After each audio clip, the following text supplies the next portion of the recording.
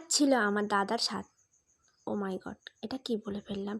আজ ছিল আমার বৌদির সাথে। তো যাই হোক, এই যে এখানে সুন্দর করে রেডি হয়ে নিলাম, কিছুই সাজিনি, বাট শুধু একটু জামা পরেছি আর লিপস্টিক পরেছি।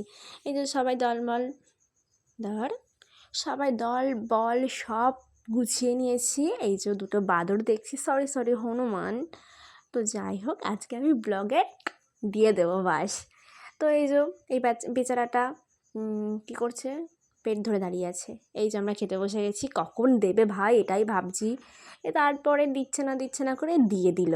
তারপরে দিল ডিম, না সরি ডিমের টেবিল, এই যে মুড়ি ঘন্ট, পাঁপড় ধর ঝুরি ভাজা, আর কী বলছি, পুঁই শাকে দিয়ে চিংড়ি, মাছের ঝোল, মাংস, চিকেন, চাটনি, পাঁপড় দিয়েছে।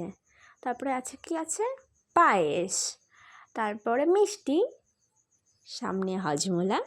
ধন্যবাদ।